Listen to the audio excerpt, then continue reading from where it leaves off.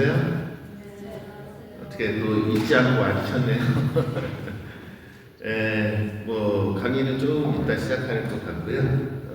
그냥 뭐 어떻게 지내셨나 그런 생각이 많이 드네요. 그리고 짧은 시간이었지만 지난 겨울 저는 또 저 나름대로 바둥바둥 거리면서 살아왔던 것 같아요.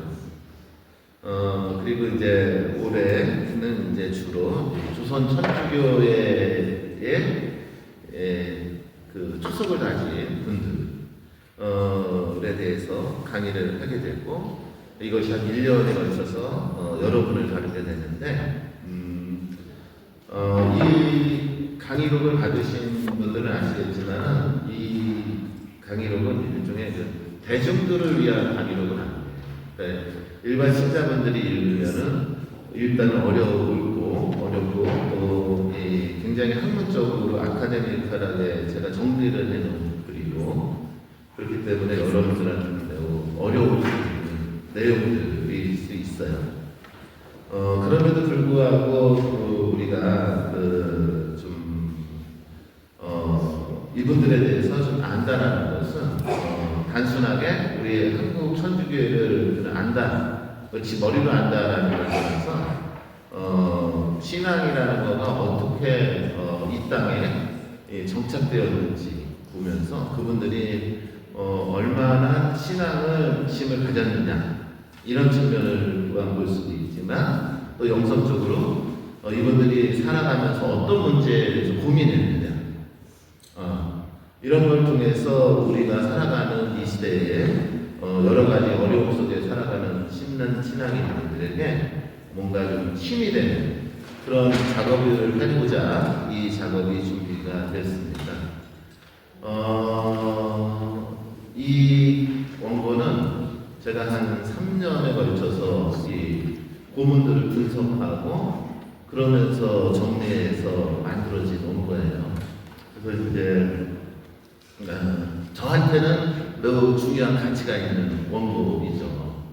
그러나 일반 관심이 없는 분들한테는 이게 뭐지? 이런 거죠. 사실상은 여러 가지 강의 내내 어려움이 있겠지만 되도록 쉽게 여러분들한테 힘이 될 수 있는 그런 강의가 될 수 있도록 준비하고 또 강의 시간을 이렇게 이끌어 나갈 겁니다. 그래서 이번 섹션 3단계는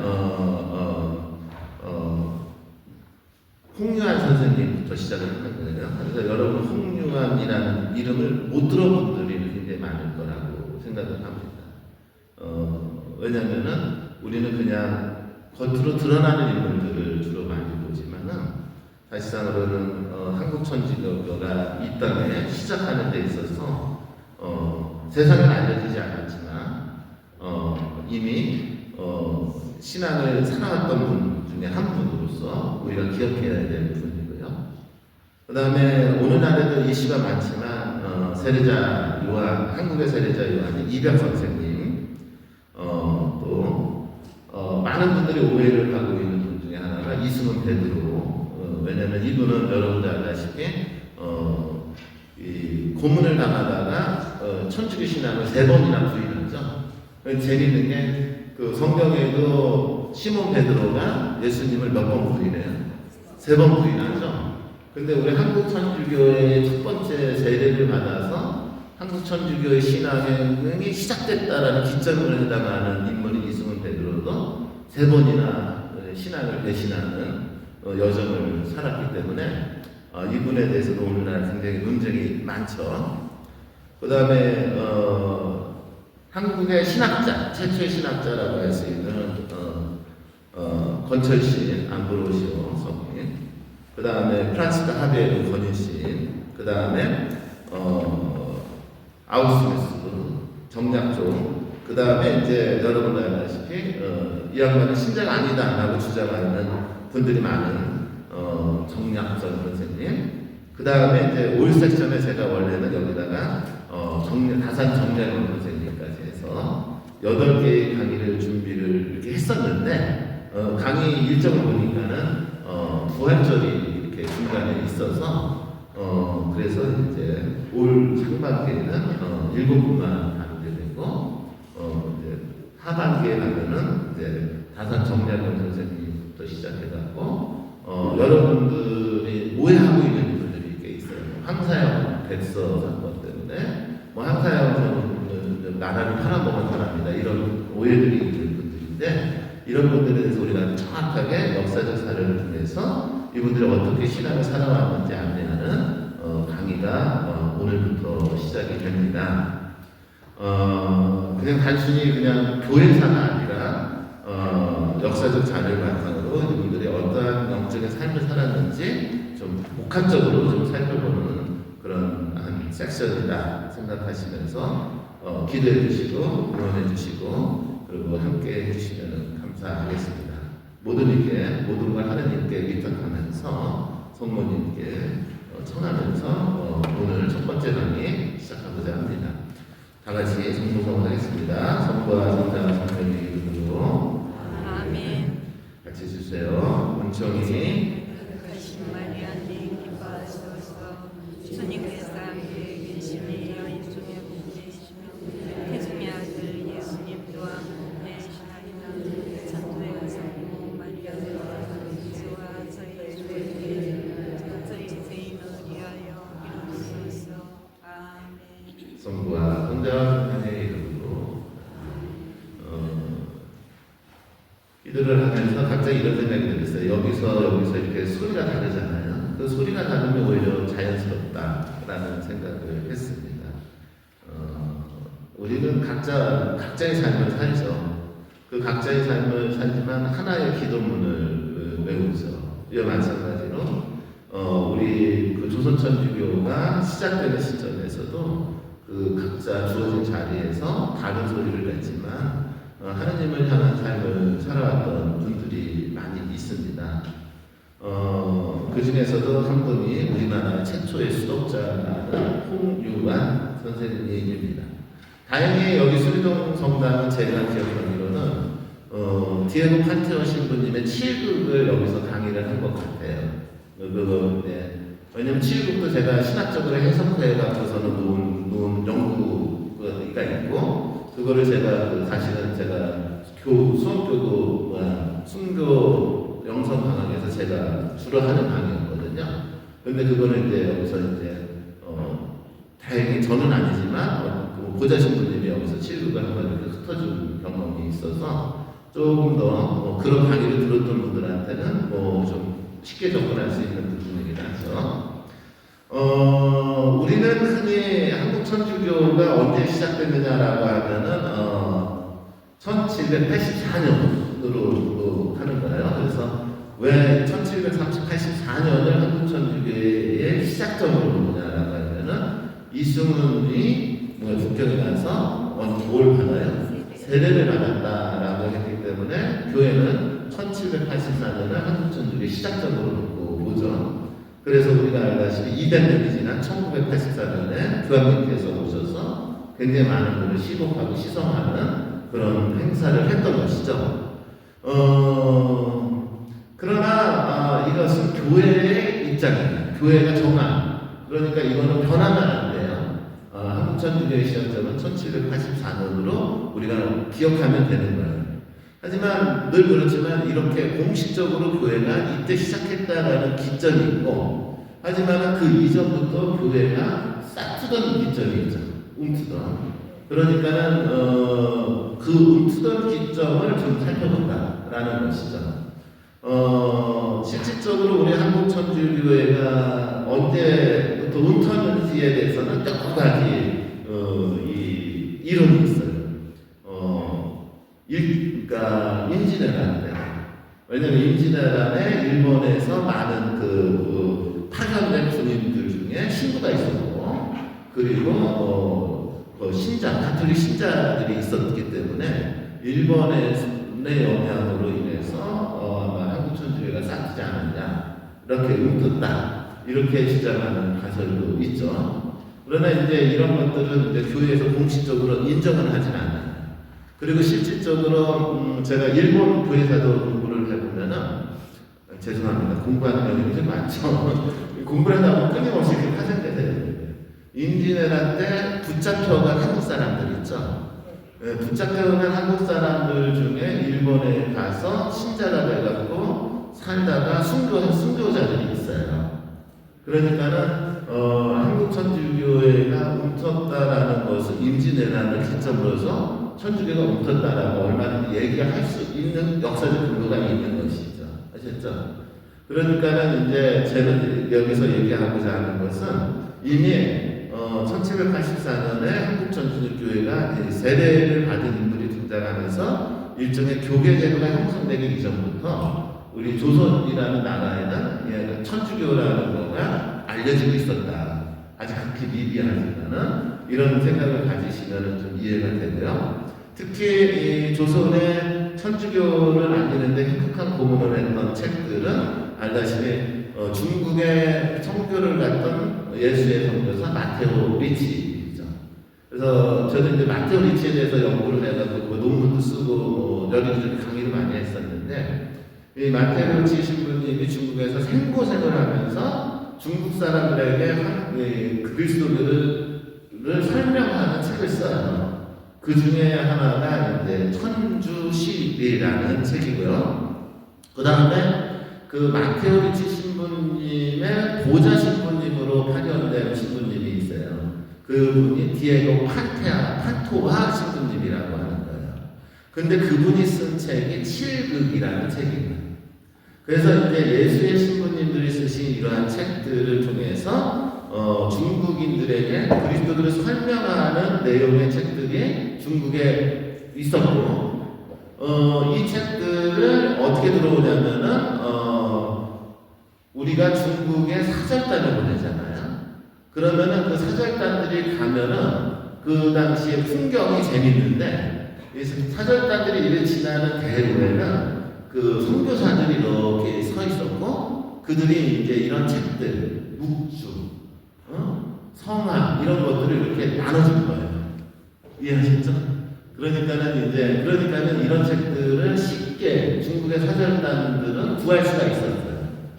그래서 그러니까 이제 우리가 착각하면 안 돼. 이들이 직접 찾아가서 천주교에 관심이 있어서 이들이 이런 성화라든가 십자가라든가 이런 걸 사갖고 들어온 게 아니라 이 선교사들이 그 당시 이렇게 요즘같이 이렇게 플래카드 이렇게 걸고 이렇게 서서 길거리에 서가면서 이렇게 나눠주듯이 그러듯이 선교사들이 그렇게 했기 때문에 이게 우리나라에 자연스럽게 들어온 거예요. 성화들이. 그렇게 하면서 이런 책들이 이제 들어오게 되죠. 이렇게 들어왔는데 이 책들을 깊이 있게 관심을 갖고 읽은 학자가 있어요. 그분이 바로 유학의 대가인 성호 이익 선생님인 거예요. 그래서 이 성호 이익 선생님이 이 책을 깊이 있게 읽고 그분 밑에 있는 제자들을 스승이 책을 읽으니까 연구하니까 제자들이 어떻게 해요? 스승이 한생 처음 보는 책을 읽네? 그러니까는 제자들도 그 책을 구해서 읽기 시작을 했겠죠. 그리고 성호 이익 선생님의 제자들 중에 홍유한이라는 학자가 있었던 거예요. 이 양반이 성호 이익 선생님이 읽은 그 책들을 읽고 나서 신앙이 싹 트버린 거죠. 특히 이제 홍유한 선생님은 이 칠극, 디에고 판테오 신부님의 이 칠극이라는 책을 읽고 하느님이라는 분을 알게 되고 나도 하느님을 따르기 위해서 열심히 이 칠극에 나와 있는 대로 수덕적인 삶을 살아야겠다라고 결심을 하게 돼요. 그리고 나서 이 양반은 죽을 때까지 수덕적인 삶을 살다가 돌아가신 한국 최초의 수도자였다라는 것입니다. 그러니까는 1784년 이승훈 베드로가 북경에 가서 세례를 받기 이전에도 이미 신앙생활을 하는 분들이 있었고 그 중에 한 분이 바로 수독자 홍유한 선생님이다라는 것입니다. 역사적으로 보면은 요 시기가 어떤 시기냐면 여러분도 알다시피 정조대왕하고 연결된 시대예요. 그래서 여러분들 드라마 중에 제가 옛날에 우리 엄마랑 많이 봤던 드라마가 있어요. 반복해서 봤던 드라마가 있는데 이산이라는 드라마 보셨어요? 네. 산이 이제 정조대왕의 이름이잖아요.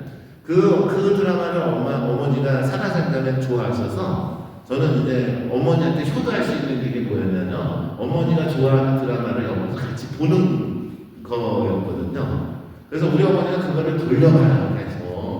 그래갖고서는 제가 어머니가 그거를 너무 좋아하시니까 그걸 아예 샀죠. 그 드라마 그 저기 사갖고서는 USB를 담아갖고 우리 어머니랑 이렇게 앉아 있으면은 내가 이렇게 틀어드리고 여기서 같이 계속 봤는데 그게 이제 정조대왕 이야기잖아요.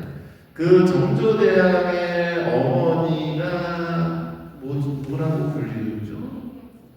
해경궁 무슨 씨? 홍씨라고 불리죠. 그쵸? 그 집안이에요. 홍리안 선생. 아니 됐잖아. 그래서 그 해경궁 홍씨, 정조대왕의 어머니의 집안이에요. 이 집안이. 그래서 이제 그 홍리안 선생이 태어난 것은 영조대왕 때, 그러니까 정조 위의 대왕님이 영조대왕이잖아요. 영조대왕 때 서울 아현동에서 태어나셨고 그 해경궁 홍씨와 만든 그 집안의 후손으로 태어난 거예요. 그래서 이제 그 이삭이라는 드라마를 보면은 거기에 어떤 인물이 등장을 하냐면은 이제 홍봉한이라는 그 인물, 홍인환이라는 인물 이런 인물들이 등장을 해요. 그러니까 그분들하고 같은 학년에 속하는 분이고, 특히 그 같은 학년 중에서 홍유한 선생하고 홍양한 선생이 있었고, 이 홍양한 선생은 포천, 경기도 포천 아시죠? 포천에 가면은 그 순교자 홍낭민이라는 분이 계세요. 그분의 부모님, 부친이 홍양한이라는 분이고요. 그래서 이제 이 포천에도 이 순교지가 있는데, 이 홍씨 집안 순교지가 있는 거예요. 근데 여러분들이 이런 분들 처음 들을 수가 있어요. 하여튼 이런 분들이 있었어요. 이런 분들하고 이제 같이 이 왕래를 했던 분인 거예요. 홍유아는 어렸을 때부터 똑똑했다라는 얘기는 어느 글이나 다 나오죠. 저도 죽고 나면은 누군가가 저에 대해서 이수아는 어렸을 때부터 영특했다 이런 얘기가 나오겠죠. 근데 저는 어렸을 때부터 영특한 놈은 아니었고, 하여튼 똑똑하고 책을 잘 읽고 악기력도 뛰어나서 신동이라고 불려서 나중에 서모 이익 선생님의 문화의 제자가 돼서 20년 동안 이분 밑에서 공부를 했고 여러 인물하고 이렇게 살았다 이런 내용들이고요. 여러분들도 알다시피 저는 개인적으로 서모 이익 선생님을 매우 존경합니다. 왜냐하면은 이분은 그 당시에 그 주자학, 일종의 성리학이라고 불리는 학문, 즉 이론 중심의 학문, 실질적인 삶의 문제보다는 주로 이론적인 것을 추구했던 그런 조선 시대의 학문 풍토에서 실질적으로 조선이라는 나라가 잘 살 수 있는 길을 개척했던 학자가 성호 이익 선생님이에요. 바로 이 성호 이익 선생님 같은 경우는 아주 훌륭한 학자였지만 간직에 나아간 적은 한 번도 없어요. 오직 평생 공부만 했던 분이고, 하지만은 왜 낭중지추라는 얘기가 있듯이 이분의 학문적인 세계가 너무 뛰어나니까 조선이라는 사회에서는 성호 이익 선생님은 아주 그냥 학자들 중에서 가장 존경받는 그런 분으로서 이름을 갖고 있었던 분이죠. 그래서 이 양반은 그 당시 조선이라는 사회가 처한 현실의 어려움을 보고 어떻게 하면 실질적으로 사람을 잘 살 수 있을까라는 학문을 했고, 이것이 우리가 말로만 들었던 실학이라는 운동의 시작점이 되는 거예요. 그러니까 이 성호 이익 선생님의 제자였던 홍유한 선생님도 굉장히 실질적인 사고방식을 가졌던 분이다 라고 생각을 할 수 있겠죠. 아까도 말씀드렸지만 이분은 여러 책들을 읽고 있었는데 천주시리 7급 직방애기를 연구하였다라는 거죠. 그 직방애기라는 책은 이것도 제가 이제 나중에 연구를 할 건데, 중국이라는 나라를 중국 사람들은 세상의 중심이라고 봤죠. 그 중심을 기점으로 여러 나라들이 있었잖아요. 그러니까 왜 바꿔냈잖아. 그러니까 중국 밖의 나라들에 대해서 쓴 글을 직방맥이라고 해요. 그러니까 거기는 그 책을 읽으면은 뭐 오늘날 필리핀, 독일 이런 나라들에 대한 이야기들이 서로 쓰는 책이에요. 그래서 이제 중국의 여러 나라를 소개하는 책을 집밥내기라고 부르는 책이에요. 이런 책들을 읽으면서 특히 성호 이익 선생님이 뭐라고 했냐면 얘네들이 그리스도의 하나님을 우리 그리스도의 하나님을 중국에 소개할 때 천주라고 소개를 했거든요. 그래서 우리는 무슨 교라고 불려요? 천주교. 아직도 우리가 천주교라고 부르잖아요. 왜 그래요? 마테오 리치가 중국 사람들한테 우리 종교를 알리기 위해서 쓴 단어가 천주예요. 아셨죠? 그래서 우리는 천주교인 이렇게 불렸던 거예요. 그러니까는 이제 얘네들이 얘기하는 하나님 천주라는 분이 유교에서 얘기하는 상제라는 분하고 비슷한 것 같다라고 하면서 또 판투하 신부님이 쓰신 칠극이라는 책은 유교에서 얘기하는 극기문매, 즉 자기를 이기면 복이 온다라는 유교의 수양론하고 같다라고 하면서 인정을 해요. 이 성호 이익 선생님이. 그러고 이 홍유한 선생님은 이 책을 읽게 되고 여기에서 뭔지 모르는 어떤 진리를 발견하게 되죠. 이렇게 처음에 공부를 시작해요. 그러다가 1757년간 홍유한의 부친께서 세상을 떠나자 이 양반은 자기가 읽었던 칠극, 즉 수덕적인 삶을 살고자 모든 것을 정리를 하고 오늘날 충청도 예산의 여사올로 이주를 하시게 돼요. 근데 여러분은 충청도 예산의 여사올이라는 곳이 어딘지 아시죠?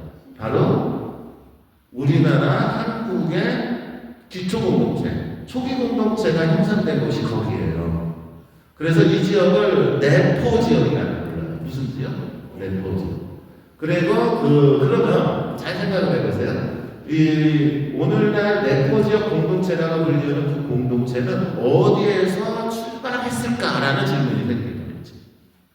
근데 이조창이라는 인물이 등장을 하지만 사실상으로는 그 이전에 홍유한 선생님이 그곳에서 살면서 신앙을 살았다라는 것은 매우 역사적으로 중요한 의미가 있어요.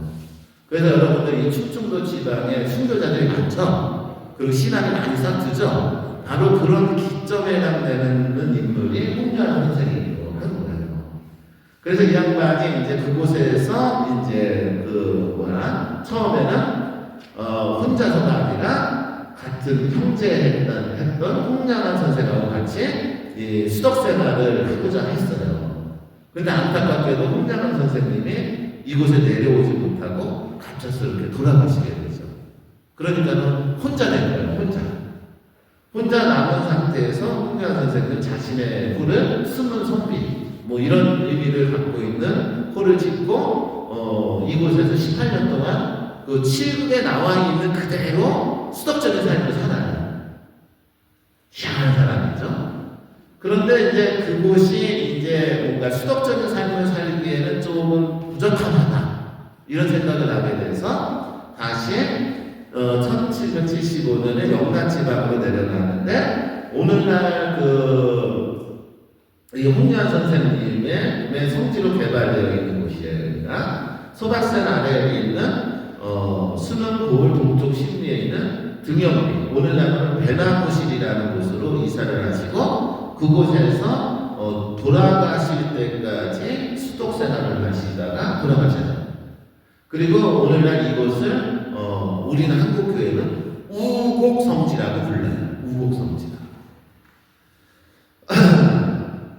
권철신이라는 분이 1784년 12월 홍유한 선생에게 보낸 편지에서 이렇게 얘기를 합니다. 우리들 몇 사람이 당초에 약속했던 일 가운데 서로 손을 마주잡고 함께 하자는 계획이 마침내 공으로 하여금 홀로 그르치기에 당하도록 되고 말았습니다. 무슨 얘기냐면 이 수덕 생활을 하기로 했던 인물은 홍유한 선생님 혼자는 아니었다. 그러니까 그 당시에 이 천주실이라는가 칠극이라는 책을 읽고 나도 예수님을 따르겠다라고 생각하고 수덕 생활을 하기로 결심했던 인물들이 있었다. 그러니까 이게 역사적으로 매우 뼈아픈 일인데 만약 이 당시에 권철신 선생님이라든가 홍명환 선생님, 홍명환 선생님들 몇몇 사람들이 함께 모여서 수덕 생활을 했으면 무슨 일이 벌어졌을까요? 우리나라 최초의 수도원이 생겼겠죠. 무슨 얘기인지 아시죠? 근데 우리나라 최초의 수도원이 생기는 그 과정 안에서 이 같이 함께하고자 했던 사람들이 그 함께하지 못하게 되고 혼자서 수덕 생활을 하게 된 거죠. 그러니까는 최초의 수도원은 생기지 못하고 최초의 부두만 남아있는 꼴이 되고요. 수도자만 등장을 하게 된 꼴이 된 것이죠.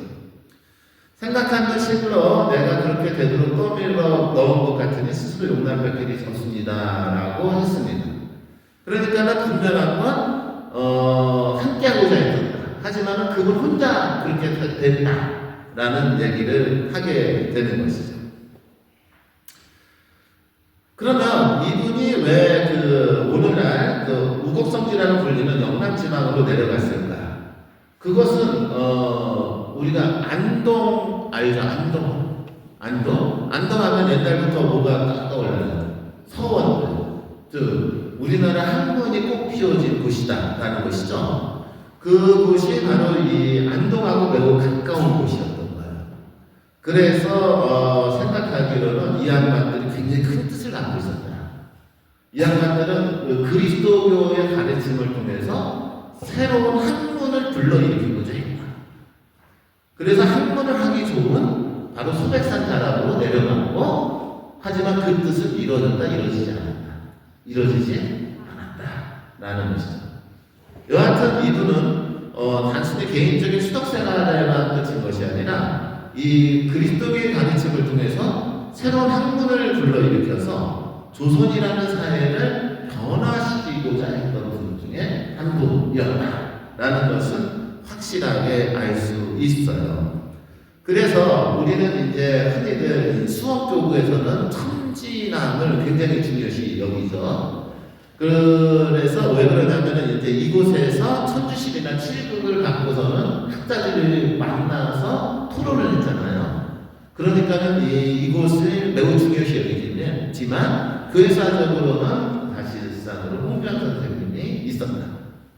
또 서모 이익 선생님이 있었다. 이런 부분들도 우리가 놓치면 매우 안 되는 상황이 됩니다. 이 당시 홍명 선생님이 이곳에서 오늘날 우곡성지라고 불리는 이곳에서 수대 생활을 하자 학자들이 많이 찾아왔다고 해요. 그래서 학자들이 막 토론을 벌였겠죠. 이거는 맞다, 이건 틀리다 이러면서 그러면서 많은 학자들을 만나면서 학문이 막 싹트고 있었던 것이죠. 근데 이 양반은 수덕 생활을 하는 사람이었기 때문에 여러분들 칠극이라는 책을 보면은 가난이라는 걸 매우 중요시합니다. 그러니까는 이 양반은 실제로 매우 가난하게 살았다는 거예요. 매우 가난하게 살면서 많은 손님들이 찾아오는데도 불구하고 그분들을 다 일일이 대접을 하면서 신앙을 살았던 분으로 나오고 있습니다. 그리고 이 양반이 이렇게 신앙을 갖고 있었던 이유는 다른 것이 아니에요. 나라를 위해서예요. 뭘 위해서라고요? 이 조선이라는 사회에는 여러분들 알다시피 철저한 신분제도이죠. 그리고 그러다 보니까는 대부분의 이 서민들은 잘 살지 못했어요. 너무 어렵게 살았어요. 그러다 보니까는 이 나라가 많은 백성들이 굶주리고 헐벗고 살아가는 그 모습을 보면서 우리나라를 부강한 나라, 서민들이 잘 사는 나라를 만들고자 했던 것이죠. 그러니까 모든 사람이 잘 사는 나라를 만들기 위해서 가장 좋아했던 학문을 찾고 있었던 거예요. 그 학문이 우리 그리스도교의 가르침이었던 거죠. 예수님이 그랬잖아요. 어떻게 살아요? 서로 사랑하라. 그렇죠? 그리고 남성과 여성의 평등, 그죠? 이런 신분계급을 타파하고 모두가 형제가 되는 나라를 추구했던 분이 예수님이죠. 바로 이 복음의 말씀은 그 당시 성호 이익 선생님이라든가 홍량 선생님 같이 나라를 걱정하는 사람들한테는 일종의 나침반과 같은 역할을 했던 것이에요. 그러니까 여기서 이제 매우 중요한 것이 뭐냐면 이 신앙이라는 거가 그냥 내가 개인적으로 하나님을 믿고 따르는 것이 아니라 신앙을 산다라는 것은 이 세상에 살아가는 이들과 함께 살아간다라는 의미가 여기 담겨져 있는 것이죠. 만약 그런 의미가 없다면 홍련 선생님의 삶은 아마 무가치할 거라고 생각을 합니다. 그리고 저도 오늘 이 자리에 와서 강의하는 것도 제가 공부한 것을 알리고자 하는 것이 아니라 여러분들이 정말 진짜로 이 세상에서 참으로 행복하게 살기를 바라기 때문에 이런 강의를 하고 있는 거예요. 그런 측면으로 이 양반도 이런 공부를 했던 것이죠. 그래서 늘 걱정하고 살았다. 백성들, 나라를 걱정하면서 어떻게 하면 이 세상에 그리스도교의 신앙이 꽃피워질 수 있을까라고 늘 고민하고 살았고, 손님이 아무리 찾아오도 먹을 것이 없고 가난해도 적대의 소홀함이 없었고, 그 다음에 자기는 굶주리면서 길을 가다가 굶주리는 사람을 만나면 반드시 그들을 먹여주고 그들을 태워주면서 함께했던 삶을 살았던 인물로 그려집니다. 한때 정조대왕이 지구에서 훌륭한 선비를 나라에서 인재로 등용하려고 해서 홍련 선생님을 간직에 불러들였지만 홍련 선생님은 세상 일에 그런 정치 여기에는 관심이 없어서 수계 생활을 하다가 1785년 1월 30일 세상을 떠나셨다라고 합니다. 그리고 이분이 묘가 오늘날 우곡성지라는 곳에 안장되었다라는 것이 이 홍련 선생님에 대한 일생을 간략하게 소개하면 이렇게 됩니다. 이제 이거는 이제 뭐 중요한 건 아니죠. 홍련 선생님이 어떻게 살았다 정도이고, 진짜 중요한 거는 이제 그 다음부터 이게 됩니다. 이 홍련 선생님의 삶을 옆에서 지켜봤던 분들이 계시죠. 특히 권철신 선생님께서 이분이 돌아가시고 나니까 제문이라는 걸 써요. 그러니까 제문이라는 건 뭐냐면 요즘은 잘 안 쓰는데 이 사람이 돌아가시고 나면은 그 사람의 일생을 가까이 있는 사람이 쫙 기록을 해요. 그리고 그것을 어떤 비석지에다가 이렇게 새기기도 하죠. 하지만은 이제 그 제문이 이제 여러 편이 있는데 그 제문 중에 특히 권철신 선생님이 쓴 제문을 보면은 참 이분이 어떤 삶을 살았는지를 명확하게 알 수 있습니다. 권철신 선생님, 홍련 선생님을 거의 아버지처럼 따랐어요. 그래서 오우라 슬프다. 소자가 공에게 다만 동문의 관계만 좋아하는 건 아니라 평소에 말을 모르는 친직을 잡고 기쁘게 사모하고 싶었던 이도 오직 공에게 있어서 당신만을 사모했다. 이제 두 번째는 어려울 수 있어요. 일찍이 몸을 맡겨서 섬기며 가족으로 거느리고 이사하고자 하였습니다. 그러한즉 세상에서 공을 알고 공에게 복종하는 사람은 마땅히 소자만 아니가 없습니다. 그러니까 이 관계가 굉장히 밀접했다. 이 정도만 아시면 되는 거죠. 오라. 자, 이제 여기서부터 보세요. 공은 음식을 먹을 때는 반드시 그 반을 덜었고, 만약 맛있는 음식을 보게 되면 더욱 그 기호를 절제하여 덜고 줄이기를 극도로 하며 피부가 윤택하지 않았은즉 소자는 공의 음식을 절제하는 것을 지나치다고 하였습니다. 첫 번째 더 절제. 젊어서부터 내실에 처하기를 매우 드물게 하여 서론 이후로 자녀를 낳아 기르지 않았은즉 소자는 공이 여색을 절제하는 것을 지나치다고 하였습니다. 이게 이제 칠흑에는 색도 이러면서 색을 멀리하는 그런 모습이죠. 몸에 고지를 앓고 있어 기거가 어려웠으나 잠자리에 들 때가 아니면 일찍이 기대거나 늙지 않은즉 소자가 공이 자기를 절제하는 것을 지나치다고 생각하였습니다. 뜻하지 않은 행위이라도 고요히 즐겁게 받아들이며 남의 잘못을 들춰내기를 부끄럽게 여기고 자기의 고름을 따지지 않은즉 소자는 공이 참는 것을 지나치다고 하였습니다. 비천한 사람들의 마루 아래서 절하더라도 반드시 몸을 들어 담대하고 평상시에 말을 쉽게 하지 않아 일찍이 자신의 의견만 고집하지 않은즉 소자는 몸이 겸허함을 지녔다고 하였습니다. 근데 이거 그 당시의 시대를 생각하고 읽으셔야 돼요. 그 당시에 철저히 양반 중심사회였고 홍려한 선생님은 그 당시에 절대 권력을 갖고 있는 홍씨 집안의 후손입니다. 그런데 이 양반은 양반뿐만 아니라 천민들까지도 만났을 때 말을 높였다라고 합니다. 양반하고 상론이 밥상을 같이 하지 않는 시대, 심지어는 남자와 여자도 밥상을 같이 하지 않았던 시대에 홍려한 선생님은 그렇게 살았다라는 얘기예요. 이것이 그리스도교 정신입니다. 이것이. 길에서 늙고 병든 사람을 만나면 말에서 내려 걸어가시고 그 사람을 태우고 갔던 것이죠. 즉 소자는 공이 남에게 베푸는 것을 지나치다고 하였습니다.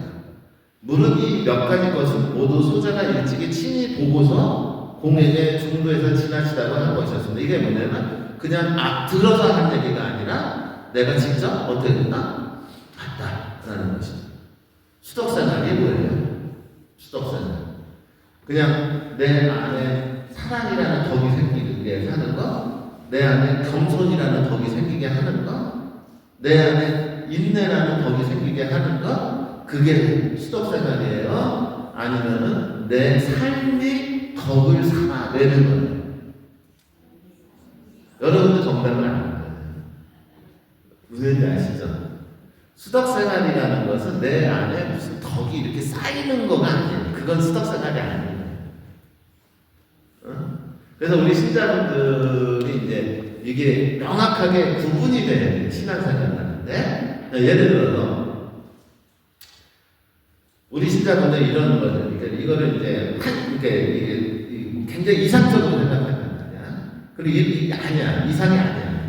자 보세요. 내가 싫은 사람이 옆에 있어. 그런데 그 싫은 사람에게 내가 어떻게 해야 돼? 친절하게 대하려면 배알이 꼬여 안 꼬여? 배알이 꼬이잖아. 그쵸? 그래도 내가 친절하게 대하려고 노력하는 거지. 그게 덕이죠. 이해하시죠? 그러니까 이것도 뒤집어 생각하지 말라는 거야. 내 안에 인내의 덕이 있으니까. 내 안에 인내의 덕이 있으니까 어떤 어려움이 와도 내가 인내할 수 있어가 아니라, 이해했어요? 인내해야 되는 상황이 돼서 어쩔 수 없이 인내하는 거가 덕이지. 아니면 이해했어요? 이거 잘 이해하시라는 거예요. 그러니까 이 덕이라는 것은 내 안에 이렇게 쌓여서 있다가 그 덕이 필요할 때 이렇게 발현되는 것이 아니라, 그 덕을 향해 갈 수 있는 상황이 나한테 왔을 때 그걸 내 안에서 실천해 나가면서 내 안에 습득되는 것이 뭐 하는 거라고? 습득되는. 그래서 이제 제 막내 아들놈이 제대를 했어요. 전역을 했어요. 아, 큰일 났어요. 우리 아들놈이, 막내 아들이 이제 큰 아들만 있었다가 집에 이제 막내 아들까지 전역을 했는데 이놈은 보통 골치 아픈 놈이 아니에요. 전역하자마자 내 차를 끌고 나가고서는 가만히 서 있는 나무를 들이받아서 제 차가 그냥 한순간에 아작이 났죠.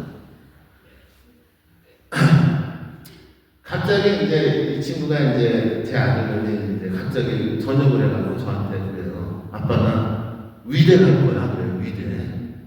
그래갖고 속으로 저는 위대 갈 머리가 아닌데 어떻게 위대를 가지? 불가능한데. 근데 지가 위대 간대요. 그래서 다니던 대학 때려치고 오늘 공부한대요. 그래갖고서는 그래 공부 어떻게 할 거냐 그러니까 집에서 내가 아침 7시에 일어나서 오전에 공부하고 점심 먹고 먹고 1시간 운동하고 오후까지 공부하고 저녁 먹고 10시까지 공부하고 해갖고 의대를 가겠대요. 근데 요즘 뭐하고 있는지 아세요? 10시에 일어나서 밥 먹고 운동 갔다 오는데 5시에 와요. 5시에 운동 갔다 와서는 저녁 먹고 친구들 만나서 나가면 새벽 2시에 와요. 이게 이제 막내 아들이거든요. 근데 저한테는 위대 갈 거니까 걱정하지 말래요. 네. 우리 아들 보면 저한테 수덕 생활을 시키게 되는 분인 거죠. 그러는데 우리 집사람은 어때요? 막 애달프죠. 애가 말로는 위대 간다고 하지만 사실은 거짓말이다. 저놈은 지가 놀고 싶어서 지금 저러고 있다. 이렇게 얘기를 하죠. 그럼 제가 우리 집사람한테 이렇게 얘기를 하죠. 기다려보자. 그래서 잔소리 하지 말고 기다려보자. 뭐가 필요하죠? 네. 그게 스트레스예요. 그러니까 생각하는 거대로 그냥 즉각적으로 내 감정대로 하는 것이 아니라 인내라는 거가 필요한 시점에 내가 인내하려고 노력하는 그 삶의 방향성, 무슨 얘기인지 아시죠? 그게 수덕생활인 거죠. 그 수덕생활을 하면은 거기에 완벽에 이르는 것이 아니라 수덕생활을 하면은 끊임없이 그러한 그 삶의 안에서 살아가는 거. 근데 그걸 멀리서 보면은 이 사람이 거기 있는 사람 이렇게 되는 것이죠. 그러니까 늘 말씀드리지만 이 수덕생활이라는 것은 우리가 삶 안에서 하는 것이죠. 근데 어떤 형태의 수덕생활을 하느냐에 따라서 다르지만 홍려한 선생님은 건철신 선생님 쓰신 제문에 의하면 이러한 수덕적인 삶을 살았다라는 것이 등장하는 것이죠. 이기양이라는 분은 굉장히 유명한 학자예요. 이분이 쓴 제문에 보면은 칠극이라는 책의 내용이 그대로 담겨져요. 자 보세요. 식욕. 근데 칠극에서 다루는 주제 중에 하나가 식욕이에요. 색욕은 사람이 크게 욕망하는 바다. 하지만 선생은 자신에게 있어 담백하기가 고목과 같고 마가 억제하면 원수와 저버릇을 대하는 듯했다. 해침과 요구함은 사람이 누구나 병풍으로 여기는 바다. 하지만 선생은 남에 대해 혹 다치기라도 할까봐 아껴 보호하였고 능히 하지 못하는 듯이 베풀어준다. 치우치기 쉬운 것이 오만인데, 그러니까 이제 뭐냐면은 우리가 살아가면서 이 남의 얘기할 때 재밌잖아요. 아니군요. 그러니까 남의 얘기할 때 재밌어요. 특히 언제 재밌어요? 흉볼 때 되게 재밌잖아요, 그렇죠? 그리고 이제 친척들이끼리 이렇게 만나고 나면은 이제 우리 자식하고 저쪽 자식하고 막 비교하잖아요. 미안합니다. 저만 그래요. 여러분들은 안 그런데. 그랬을 적에 이제 그래도 쟤보다는 우리 애가 더 낫지. 이렇게 얘기할 때 재밌잖아요. 이런 것들에 대한 경계를 얘기하는 거죠. 사실상 이 부분은. 그러면서 이제 남의 말 함부로 하지 않는 거, 이런 것들, 평가하지 않는 거, 이런 거죠. 선생은 스스로를 볼 때 언제나 남과 어울리게 부족한 듯이 한 사람이다. 가라앉히기 어려운 것이 분노이지만, 분노도 큰 문제지만, 선생은 남의 살림에 있어 항상 어디를 가든 덕이 아닌 일이 없는 것처럼 한 분이다. 잠시 동안은 능해도 오래가는 이가 드는 것은 게으름이 틈타기 때문이다. 그런데 선생은 세상에 사는 60년 동안 여기에 한결같아서 줄을 긋은 것처럼 반듯하였다. 이 얘기는 좀 고문, 그러니까 옛날 언어를 했는데 여러분들 딱 읽으면 참 눈에 안 들어오지만 이 문장에 나와 있는 이 용어들을 보면은 칠극의 실제 종이 정확하게 등장해요.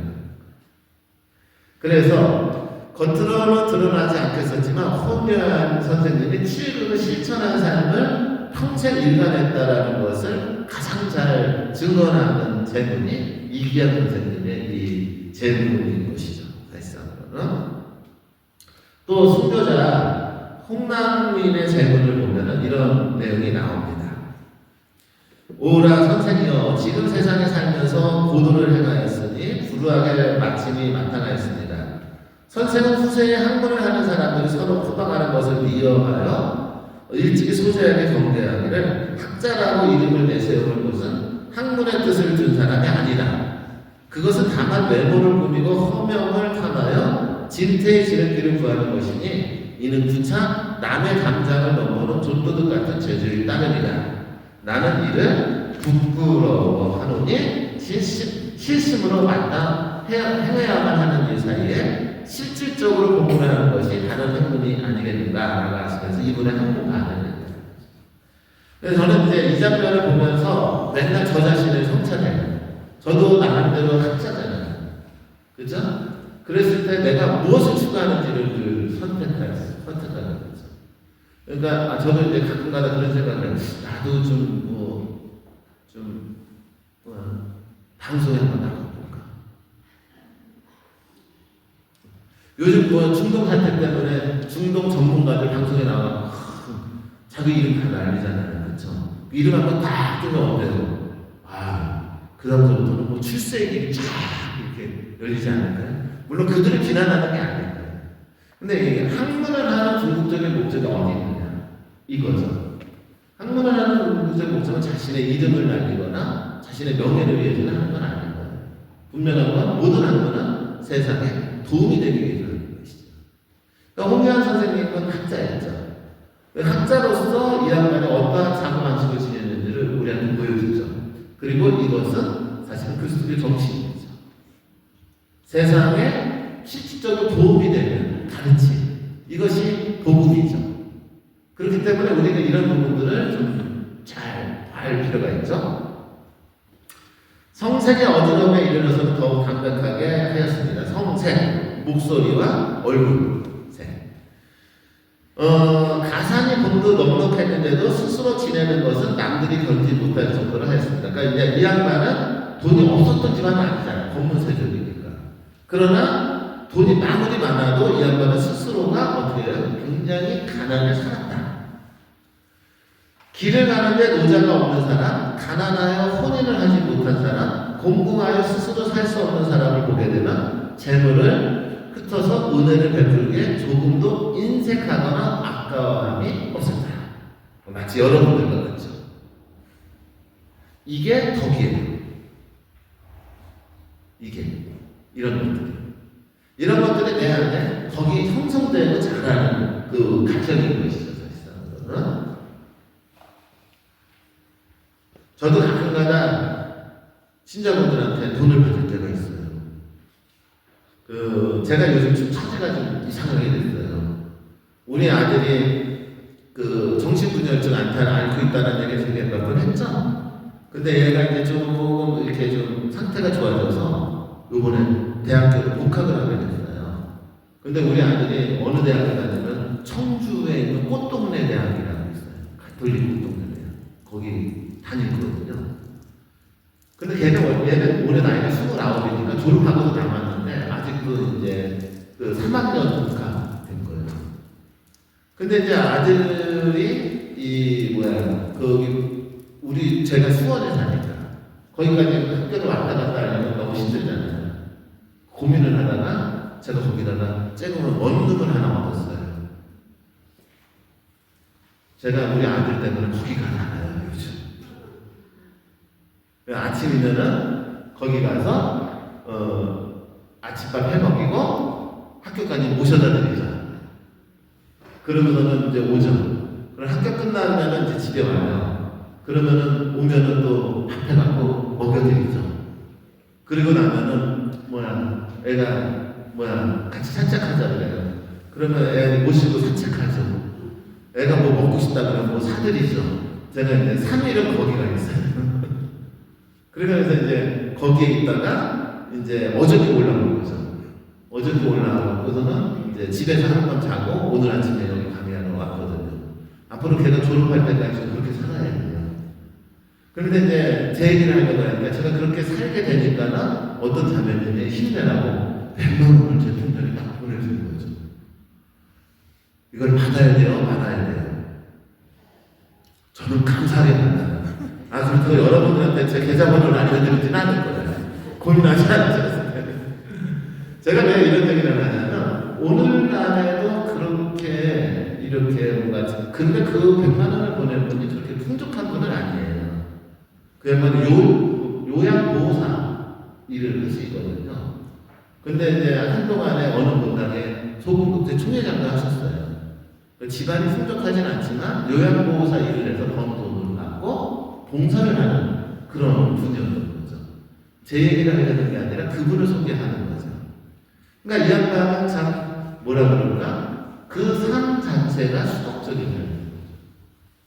그러니까 집안에 돈의 여유가 많아서 소금국제 회장을 하고 본당에서 상임위원을 하는 것이 아니라 본당에서 활동을 하기 위해서 무슨 보호사를 한다고요? 요양보호소를 가서 거기서 나는 돈을 갖고서는 자기한테 쓰는 것이 아니라 어디에다 써요? 본당에서 활동하는 데 써요. 그리고 저같이 가끔가다 뭔가 도움을 주고 싶은 사람이 있으면 톡톡에 싸요. 그러니까는 이제 이런 것들의 모습들이 어떤 거냐면 애착. 우리가 뭔가에 굉장히 애착하고 살잖아요. 근데 그 애착을 스스로 이렇게 벗어 던지는 일종의 수덕적인 삶의 모습들인 것이죠. 그러니까 홍장 선생님이 바로 그렇게 살았던 거죠. 그것을 이미 얘기하고 있는 것이죠. 오라 소자가 하늘의 죄를 얻어 개미의 선친께서 세상을 떠나셨는데 이때 소자는 아직 성인이 되기에 2살이 부족하였습니다. 오직 선생이 사랑으로 길러지고 재산하게 가르쳐서 재능이 없다 않으시고 장차 성취가 있을 것이라 하셨으니 소자가 오늘 크게 어긋남을 면하고 남들과 비등하게 지내게 될 것은 선생의 은혜가 아님이 없습니다. 라고 하면서 홍유한 선생님은 그 유명한 대학자인 이기학 선생님의 삶에 그리고 또 홍남빈 선생님의 삶에 엄청난 영향을 미친 거예요. 그러면 포천에 가면은 우리나라의 순교자 홍남빈 선생님이 계시거든요. 그분은 어떻게 해서 신앙을 얻었을까요? 바로 누구를 통해서? 이분 홍유한 선생님을 통해서 신앙을 배웠고 이 신앙의 사건거가 우리나라의 순교자 누구를 만들어낸 거예요? 홍남빈 선생님을 만들어낸 거예요. 이런 거예요. 신앙이라는 거는 이런 식으로 전달이 됩니다. 건너뛰어서 오라 선생에게서는 서모가 계셨는데 매우 모시기 어려운 성격이었으니 선생의 처녀를 본이라면 누구라도 위태하게 여기지 않으니 없었을 것입니다. 그러니까 이 홍유한 선생님에게도 대학에 까다로운 인물이 있었던 거예요. 근데 이 양반 성격이 괜찮았냐는 거죠. 그랬는데 이 제문에 보면 그러나 선생은 마침내 지성으로 감동시켜 드디어 조금도 사이가 벌어지는 일이 없도록 하였으니 이는 선생이 효를 미루어 나간 것입니다. 이렇게 되는 것이죠. 그러니까 이 홍유한 선생님이 얼만큼 어떠한 삶을 살았는지를 우리는 중간중간 이런 제문을 통해서 이렇게 보게 되고 그러면서 우리는 여러 가지 내가 어떻게 살아야 하는지에 대한 문제를 팁을 얻을 수 있죠. 실질적으로 우리가 살아가면서 좋은 사람들 많잖아요. 좋은 사람들만 만나더라도 얼마든지 인생을 행복하게 살 수 있잖아요. 근데 이제 가끔가다 신자분들이 저한테 던지는 질문이 뭐냐면 우리 신자분들은 영적인 삶을 사시는 분들이기 때문에 이렇게 얘기해요. 내가 진짜 만나기 싫은 사람, 꺼리는 사람이 있는데 이 사람을 내가 어떻게 했으면 좋겠습니까? 이렇게 상담을 할 때가 있어요. 그렇죠? 저는 매우 행복합니다. 왜 그러냐면 세상 사람들은 그런 고민을 안 해요. 내가 만나기 싫은 사람, 내가 만나기 꺼리는 사람이 있으면은 세상 사람들은 어떻게 하면 되죠? 그래, 안 만나면 되잖아요. 이게 세상이 그러잖아요. 뭐하라고 고민을 합니까? 그런데 신자분들은 그런 고민을 갖고 살아요. 맞죠? 근데 그 고민을 갖고 산다라는 것 자체가 이 양반의 영혼이 이미 영적이다. 이런 것이죠. 그러니까 여러분들이 그런 고민을 갖고 있다는 것만 해도 이미 여러분들은 영적인 삶을 살고 있는 것이죠. 물론 그런 내가 만나기 쉽게 만나기 어려운 사람들을 만났을 때마다 내가 겪는 아픔들, 상처들 이런 것들이 많은데 그 상처들이 많음에도 불구하고 그 사람을 변화시킬 수 있다면 이것은 인생에서 매우 큰 성공일 거라고 생각을 해요. 근데 제가 보기에는 그 사람이 변화되는 경우는 거의 없어요. 대부분은 변화가 안 돼요. 무슨지 아시죠? 그럼에도 불구하고 누구는 어떻게 해요? 그 사람은 내가 만나기 싫은 사람, 까다로운 사람을 만나고 그 사람에게 사랑을 주고 인내하고 이렇게 살아가는 사람들이 있잖아요. 근데 그런 사람들 때문에 사실상은 세상이 살만한 거죠. 만약 내 주변에 나같이 까다로운 성격이 있는 사람을 인내하고 참아주는 사람이 있다면 그 사람 행복한 거 아닐까요? 역으로. 그쵸? 그럼 이런 거죠. 근데 이것이 어디에도 통용이 되면 부부관계에서도 많이 통용이 되는 거거든요. 어떤 자매님이 저한테 상담을 해요. 남편이 어쩌고 변화가 없고 막 힘들어서 죽겠어요. 이렇게 얘기하거든요. 그런데 이게 거꾸로 생각하면은 그러한 남편을 받아들이고 그 사람을 인내하고 받아들이고 그 사람 얘기를 들어주고 그 사람을 어떻게 살아가려고 하고 그 사람과 살려고 노력하는 거 이런 것들이 바로 그리스도교적인 수덕생활인 거죠. 사실상 그러한 모습들을 홍유한 선생님이 실제로 살았다라는 것을 이 문장을 통해서 다시 한번 확인할 수 있죠. 선생은 비록 궁합으로 몰려 지냈으나 지성으로 나라에 대한 걱정이자 아까도 얘기했던 그런 내용이 나오죠. 매한 국가의 대사가 있음을 들으면 능히 침식에 편안하지 못하였으니 이는 선생의 층이 분독함이었습니다.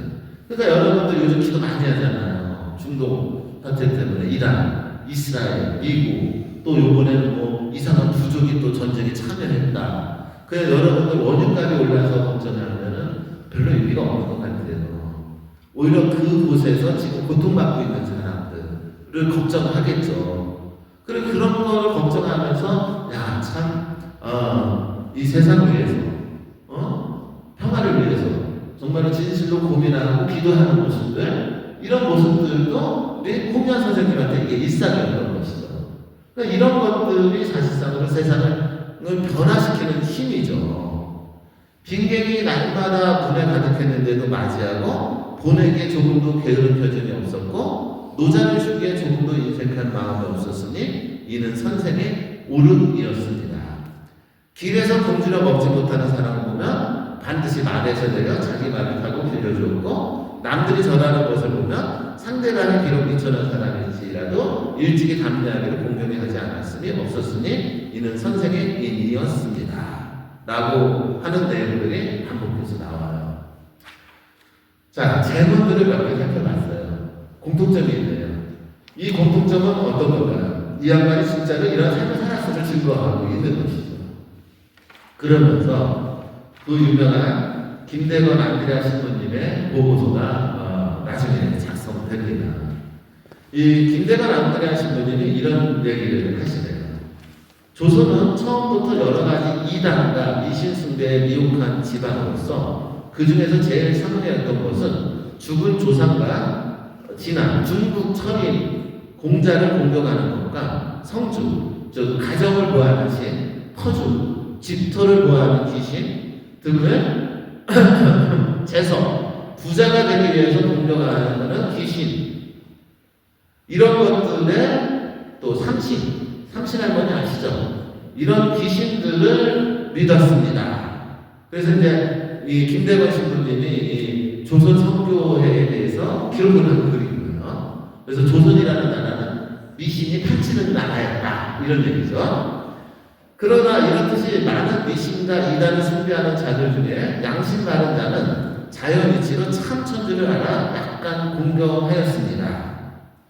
예수의 신부들이 북경에 와서 많은 명성을 나타낼 때 몇몇 관장과 선배들이 북경에 들어와 성교의 사상을 조선에 전파하였습니다. 그때 본성 이치로 조물주가 계신 것을 벌써 깨달았던 홍유한이라는 학자가 가톨릭교에 대한 서적을 열람하다가 진리를 알아듣고 교우와 같이 천주를 공경하기 시작하였습니다. 그러나 아직 성교 도리를 조금도 모르고 성교의 법률도 모르므로 어떤 전설에 일곱째 날은 다른 날보다 공경을 더하는 날이라 함을 들었던 매월 7일을 지켰을 뿐이었습니다.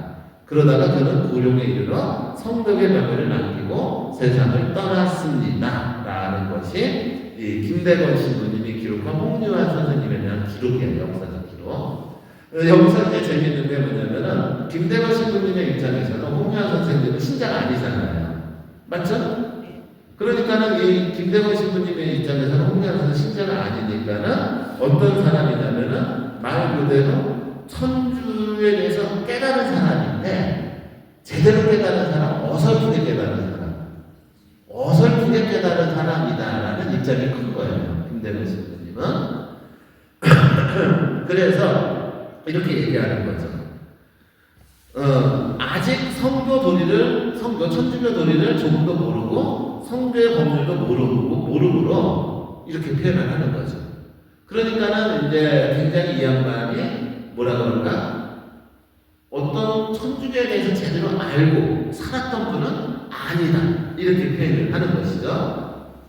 그런데 이제 여기에서 저는 오히려 더 큰 희망을 얻게 되는 것이죠. 어떤 희망이 있어요? 사실상으로 우리가 교회 교리를 모른다고 해서, 교회의 규범을 모른다고 해서, 교회의 전례를 모른다고 해서 신앙이 싹트는 건 아니다라는 거지. 무슨 말인지 아시겠죠?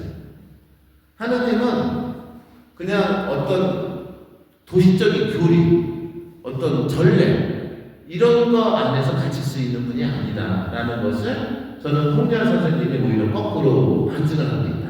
이렇게 보는 것이에요. 물론 그 모습은 성숙해요, 매우 미숙해요. 매우 미숙하죠. 하지만 그 미숙함도 신앙의 생활의 한 모습이다. 라는 것이죠. 그리고 이것은 오늘날 우리의 모습이기도 하죠. 우리는 얼마큼 그리스도교의 가르침을 잘 알고 잘 이해하고 그걸 생활하고 있습니까? 사실상으로는 저 자신도 그렇게 공부하고 맨날 연구하지만 아직도 그리스도의 가르침에 그 진술을 제대로 안다라고 할 수가 없어요. 저 스스로도 미숙한 사람입니다. 대부분의 사람들이 모르고 살아요. 하지만 그 모르고 사는 그 미숙함도 사실상으로는 하느님을 향해 가는 데는 문제가 된다, 안 된다? 안 된다는 것이에요. 근데 이제 너무나 재밌는 거는 뭐냐면은 이 양반이 7이라는 숫자를 기억했다라는 것이죠. 7은 무슨 일이에요? 안식일이죠. 그러니까는 이 양반은 어렴풋이 일곱째 날은 뭔가 쉬어야 된다. 뭔가 엄격하게 지내야 된다. 이것을 알고서는 이 양반은 살아왔다라는 것을 김대건 신부님의 기록을 통해서 알게 됩니다. 좀 더 자세하게 다블루 주교님의 순교자 기간기를 보면 이런 내용이 나와요. 1776년경에 종교에 대한 책들을 보았는데 그것을 기쁜 마음으로 읽어보고 즉시 다른 책들을 버리고 수레에 가기 시작했다. 홍유환 선생님에 대한 기록이에요. 그러나 기도소가 없어서 교회 규칙을 조금만 알았고 축일은 7일마다 온다는 것을 알고서 매월 7일, 14일, 21일, 28일을 세속적인 일들을 제쳐놓고 기도와 묵상을 정성껏 하였다. 그러니까 이게 매우 심플해요. 그러니까는 이제 이게 홍유환 선생님의 이야기가 아니라 우리나라 초대 교회의 모습이에요. 그러니까 초대 교회에서는 전례력이 없었잖아요. 그렇죠? 그러면 초대 교회에 전례력이 없을 때 그들은 어떻게 해서 안식일, 즉 주일을 지켰을까요? 라는 질문이 있잖아요. 그리고 서양력이 아니라 우리나라 조선은 음력을 썼으니까 안식일이라는 개념을 명확하게 계산할 수가 없었겠죠. 그렇다면 초대교회는 어떻게 안식일을 지켰을까? 심플해요. 7이라는 숫자를 시작하는 거예요. 그러니까 매월 며칠 날? 7일. 그 다음 14일. 무슨 얘기인지 아시죠? 이것이 초대교회의 안식일을 지키는 방식이었던 것이죠. 이해하셨죠? 그러면 잘 재밌죠? 음력 1월도 7일, 2월도 7일, 3월도 7일. 이거예요. 그러니까는 전례력하고는 완전히 상관없이, 그쵸? 7, 14, 21, 28일이 안식일이라는 거예요. 이건 홍련 선생의 얘기가 아니라 조선 천주교가 시작되는 시점에서 안식일에 대한 규정이 되는 것이죠. 금유제를 지키는 날을 몰라서 언제든지 식탁에서 제일 맛있는 것을 시작할 거예요. 이것도 재밌죠. 그러니까 오늘날에는 이제 전례력에 보면은 달력에 보면은 금육 써 있잖아요. 그쵸? 그러니까 이 나는 금육해야 된다 이거 아니잖아요. 그쵸? 근데 금육제를 지키는 걸 몰랐어요. 몰랐으니까 어떻게 해요? 매일이 금육이었어요. 이해하시겠죠?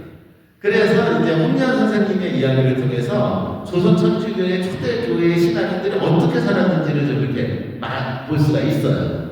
그러니까 이 양반들은 금육을 해야 된다는 건 아니니까 언제인지 몰라. 그러니까 사실 시기가 언제인지 몰라. 이해했죠? 그러니까 어떻게 해야 되는 거야? 일상이 절제야. 이렇게 돼버리는 거죠. 그래서 매일 맛있는 것을 시작하였다. 왜 이렇게 하느냐고 물어보니 말하기를 모든 음식은 다르다. 그러나 눈과 마음은 제일 좋은 곳에 이끌려간다. 그러므로 탐욕은 나쁜 것이니 그것을 억제하도록 해야 한다고 생각한다. 그러니까 아주 일상의 작은 것에서부터 절제와 하면서 덕이 생겼다. 이 얘기를 하게 되는 것이죠. 사실상은 이게 매우 중요한 것이죠. 큰 덕은 여러분들 갑자기 이렇게 뚝 떨어지는 게 아니죠. 내가 일상생활 안에서 조금씩 뭔가를 지켜가면서 이 덕이라는 거가 이렇게 쌓여나가는 것이죠. 그래서 습득이라고 하는 것이죠. 자, 그런 내용들이 이렇게 나옵니다. 샤르르 갈레의 한국 천주교회사에 보면은 이런 얘기가 나와요. 1770년에 천주교 서적을 발견하여 다른 공부는 모두 버리고 그것만 기꺼이 읽었으며 종교생활의 실천에 전념했다. 축일파도 기도제도 없이 7일마다 축일이 온다는 것만 알고 그는 매달 7일, 14일, 21일, 28일에 경건하게 이르시고 이런 날에는 숙제의 모든 일을 물리치고 기도에 전념하기 시작하였다. 금요일을 몰랐으므로 그는 언제나 가장 좋은 음식을 먹지 않는 것을 규칙으로 삼았으며 그것을 지적하는 사람들에게는 본성의 탐욕은 원래 나쁜 것이니 할 수 있는 대로 억제해야 한다는 이유를 줬다. 하루는 그가 말을 타고 질퍽한 길을 가다가 무거운 짐을 진 한 놈을 보았다. 동정심이 일어나 말에서 내려 자기 대신 그를 마을에 태우고 자기 곁으로 자기는 걸으면서 그를 인도하였다. 또 한 번은 자기가 한 밭이 산사태로 인하여 없어졌다는 말을 듣고 그 값을 산 사람에게 보내어 그 사람이 사양함에도 불구하고 억지로 받게 하였다. 이런 내용들이 교회사 사례에 나오면서 홍련라는 인물이 어떤 인물인지를 보여줍니다. 감동적인 강의는 아니죠. 그냥 뭔가 어설프적 강의 자체가. 하지만은 저는 이 어설픔이 너무 중요한 것 같아요. 오히려. 결론을 한번 읽어드리겠습니다. 홍요한은 조선천주교 형성사에서 주변부가 아니라 오히려 기원에 자리한 수덕적 핵심 삶을 보여주는 인물입니다. 그는 서모인 문화에서 신학적, 비판적 학문 태도를 훈련받았고 1751년부터 천주시리아 칠국을 접하면서 유교윤리의 연장선이 아니라 그 안에 담긴 신앙의 진리와 영적 요청을 감지했습니다. 그 결과 그는 다른 공부를 내려놓고 자신이 이해한 진리를 삶으로 증명하려는 결단, 즉 수계생활로 나아갔습니다. 1757년 부친상 이후 예산으로 이거를 했고 1775년 수능 배나무신도 이주는 단순한 은퇴가 아니라 외적인 인정과 간직의 길을 비켜서서 덕의 훈련을 일상의 구조로 조직하려는 선택이었습니다. 특히 건전시대의 제문이 증언하되 홍요한의 수덕은 추상적 의명이 아니라 구체적이고 반복적인 절제의 습관이었습니다. 음식의 절반을 덜고 여색을 절제하며 병이 있어도 함부로 기대지 않고 행액을 고요히 받아들이고 비천한 이의 절에도 몸을 들어 담례하는 삶은 단지 개인 도덕이 아니라 욕망의 재구조화이자 관계의 윤리화였습니다.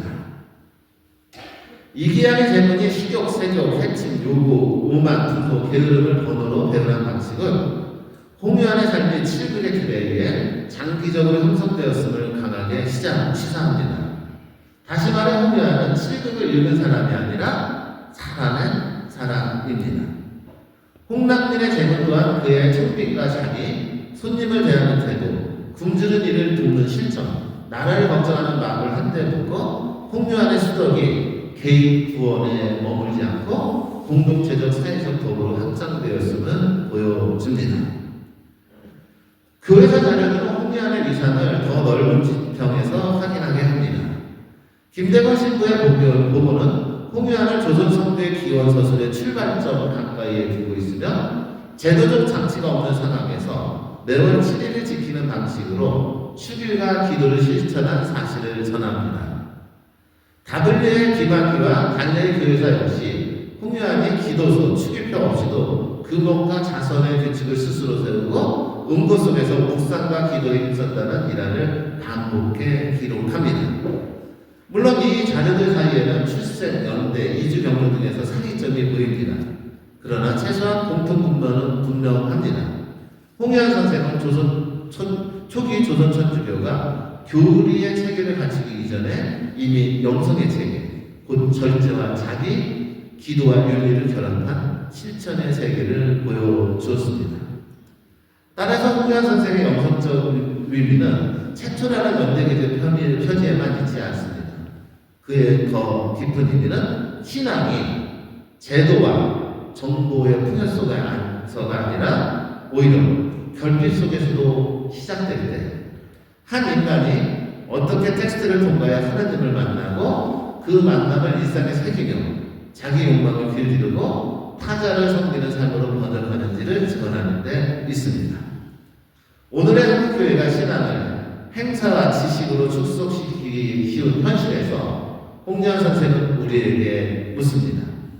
당신은 신앙은 무엇을 절제하고 누구를 살리고 있는가? 그의 사례는 경건한 감정이 아니라 생활의 배열로 드러나는 복음의 힘을 보여줍니다. 결국 조선 최초의 수도자 홍유한은 한국교회가 다시 붙들어야 하는 한 문장을 남깁니다. 기도는 윤리를 갖고 윤리는 자비로 증명되며 자비는 하느님을 가리킵니다. 그러면서 제가 여기다 덧붙여서 이런 말씀을 드리고 싶습니다. 제 아들들이 아까 막내 아들들이 저녁에서 위대하고 공부한다고 그랬죠? 제일 먼저 뭐부터 찾았는지 아세요? 컴퓨터. 그러고서 나한테 이제 태블릿 PC 이런 것부터 요구를 합니다. 공부는 하는데 그런 거가 필요하죠. 하지만 공부하는데 그런 거가 필요 없어도 됩니다. 무슨 얘기를 하는지 아시겠죠? 아까도 얘기했지만 저는 홍유한 선생님을 여러분들한테 소개하면서 여러분들한테 무슨 메시지가 가고 있는지는 저는 잘 모르겠어요. 하지만 오늘 제가 전하고자 하는 메시지는 바로 이렇습니다. 아무것도 없어도 신앙은 싹트입니다. 아무것도 없어도 신앙은 잘합니다. 우리의 신앙에 뭐가 있어야지 신앙생활이 유지되는 것은 아닙니다. 그 당시에는 교회도 없었고 세례받은 일도 없었고 기도소도 없었고 성경도 없었습니다. 어떤 사람은 아무것도 없는 그곳에서 신앙을 살아냅니다. 그리고 그의 신앙은 단순히 개인의 신앙으로 끝나는 것이 아니라 나라를, 세상을 걱정하는 신앙이었습니다. 비록 어설프지만 우리는 홍유한 선생님께서 뭔가를 배워야 할 것 같습니다. 조선 천주교회는 이렇게 시작했습니다. 이렇게. 네, 재미없죠? 네.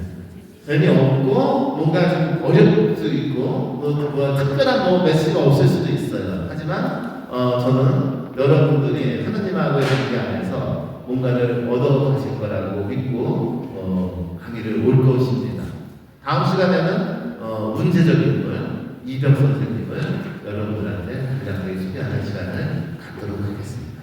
다 같이 마치도록 하겠습니다. 성부와 성자와 성령의 이름으로 다 같이 해주세요. 영광이